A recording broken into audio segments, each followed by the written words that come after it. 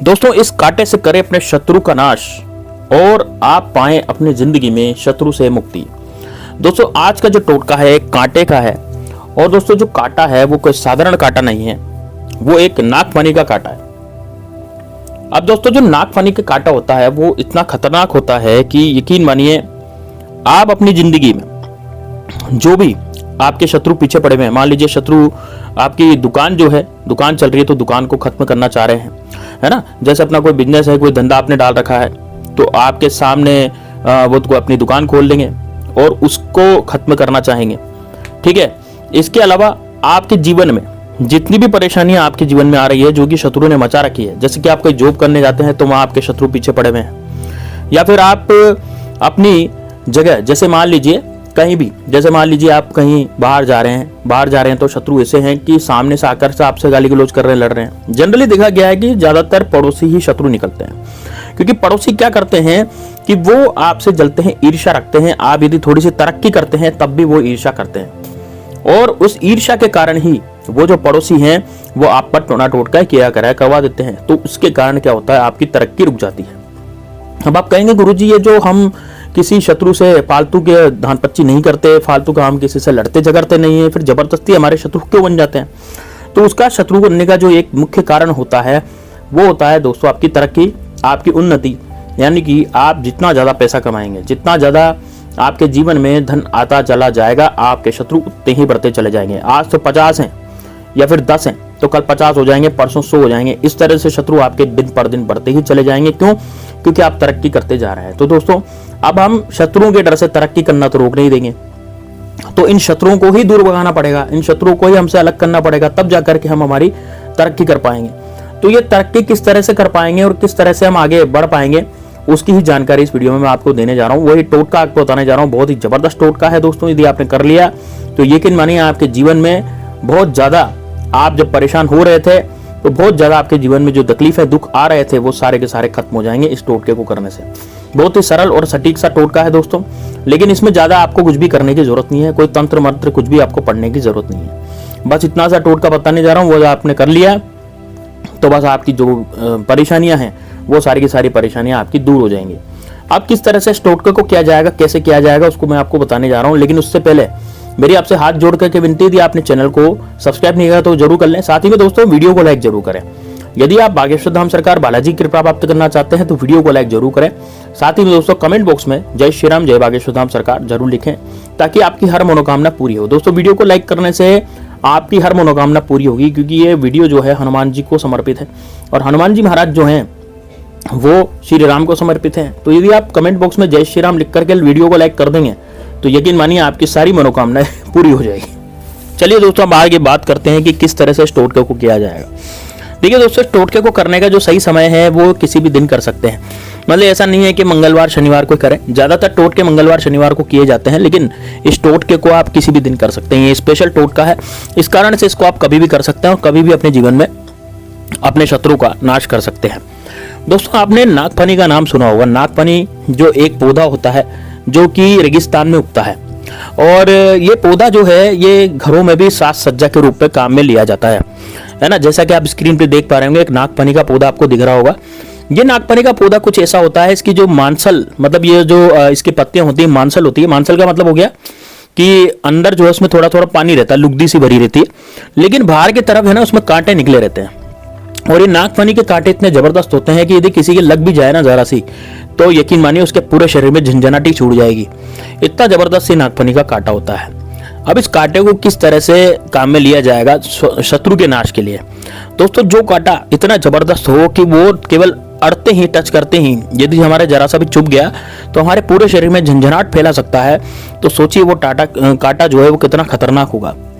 तो दोस्तों, सबसे पहले तो मैं आपको बताना चाहूं, यदि मान लीजिए आप अपने शत्रु से बहुत ज्यादा ही परेशान हो चुके हैं, तो दोस्तों आप अपने जीवन में कुछ भी यदि करना चाहते हैं लेकिन कर नहीं पा रहे हैं, तो उसके लिए आपको यह टोटका तो निश्चित रूप से करना पड़ेगा। इसमें ज्यादा पैसे आपके लगेंगे नहीं, कुछ भी नहीं लगेगा, बस आपको केवल मात्र टोटका ही करना है, ठीक है। अब टोटके में आपको क्या करना है, सबसे पहले आप जाएं किसी भी नागफनी, देखिए दोस्तों जो नर्सरी होती है ना, जैसे मान लीजिए कोई पौधे बेचने वाला होता है, तो वहाँ भी ये पौधा आपको आसानी से मिल जाता है। या फिर आपके घर के आसपास कहीं इधर उधर उग रहा हो जंगल में, तो वहाँ भी ये आसानी से आपको मिल जाता है ना। आप उसको देख लीजिएगा कि यार आपके आसपास एक पौधा उग रहा है या फिर कहीं घर पर उग रहा है या कहीं इधर उधर कहीं आप जा रहे हैं ना, तो वहाँ पर देख लीजिएगा कि वहाँ पे ये पौधा उग रहा है क्या। ठीक है, यदि वहाँ आपको ये पौधा मिल जाता है तो उस समय आप क्या करें, इसके 3 कांटे निकाल लें। दोस्तों 3 कांटे बड़ी आसानी से इसको निकालिएगा, बहुत इजीली इसके कांटे निकल जाते हैं, लेकिन सावधान रहिएगा कि यह कांटा आपके नहीं चुभ जाए, है ना। यदि आपके कांटा चुभ गया तो यकीन मानिए पूरे शरीर में आपके झंझनाहट मच जाएगी। लेकिन दोस्तों ये कांटा इतना जबरदस्त होगा कि यदि शत्रु का टोटका हमने इस पर कर लिया तो शत्रु आपका कहीं का भी नहीं रहेगा, चाहे वो आपका गुप्त शत्रु हो, चाहे वो आपका आपसे गाली गलौज करता हो, चाहे आपके सामने मारने पर उतारू हो जाता हो, आपकी प्रॉपर्टी छीनना चाहता हो या फिर आपसे गाली गलौज करता हो, किसी भी तरह का शत्रु हो, ये पूरी तरह से जो है आप ये जो कांटा है ये आपको पूरी तरह से शत्रुओं से रक्षा के लिए ही काम आएगा।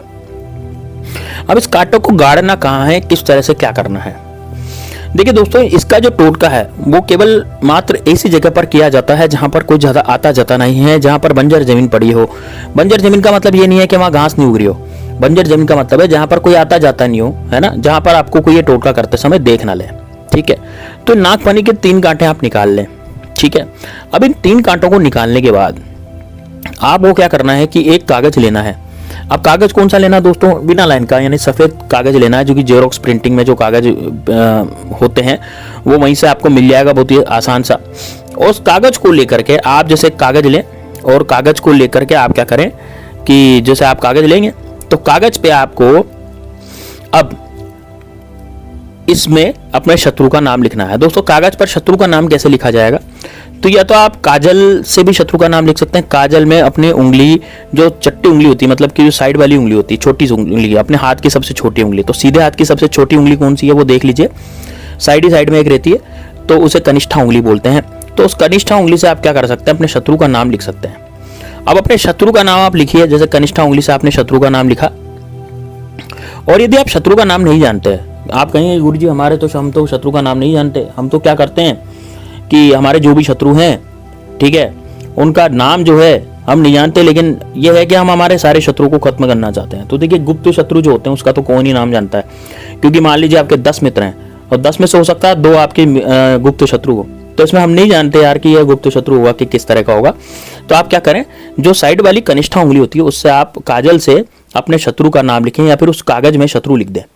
अब ये शत्रु लिखने का कारण क्या है, जब आप शत्रु लिखेंगे तो क्या होगा, यदि आप इसमें शत्रु लिख देंगे तो आपका कोई भी शत्रु होगा, मान लीजिए गुप्त शत्रु हो चाहे 1000 शत्रु हो, कोई सा भी शत्रु, तो उन सबका आपको नाश हो जाएगा। अब आप इन 3 कांटों का क्या करेंगे, तो पहला कांटा आपको शत्रु जो आपने लिखा उसके बीचों बीच गाड़ना है ना। कागज के आर पार कांटा चला जाएगा, लेकिन कागज में से गिरना नहीं चाहिए। ऐसा नहीं कि कागज के आर पार छेद करके वो अंदर बाहर की तरफ ही गिर गया, ऐसा नहीं करना, कागज में लगाना है उस कांटे को, ठीक है ना। तो कहाँ लगाना है, जहां आपने शत्रु लिखा तो बीच में लगा दें।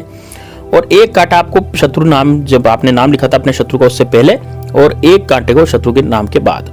अब जैसे नाम के पहले और बाद का मतलब क्या हुआ, पहले अक्षर पे कांटा लगाना है, जैसे शत्रु के नाम का पहला अक्षर उस पर कांटा लगाएं, फिर बीच वाले भाग में लगाएं और फिर लास्ट वाले भाग में लगाएं। इस तरह से आपको 3 कांटे वहां पर लगा देने हैं, ठीक है। नागफनी के बड़े ही ध्यान से लगाइएगा दोस्तों, क्योंकि ये बहुत खतरनाक है।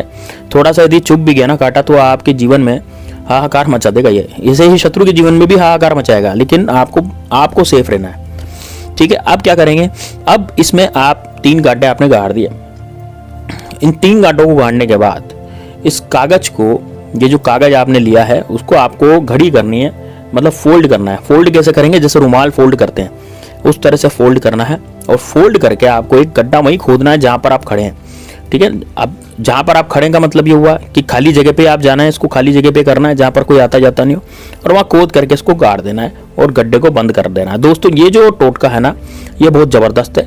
जब गड्ढे को बंद करेंगे उसके बाद आपको पीछे मुड़ जाना, पीछे मुड़ करके वापस आना है, ठीक। कहाँ पर आना है, घर पे वापस लौट आना है। और घर पे आपको किसी से कुछ भी नहीं बोलना है, इसके बारे में किसी से भी जिक्र नहीं करना है, चाहे वो पड़ोसी हो, चाहे घर का हो, कोई रिश्तेदार हो, कोई भी हो।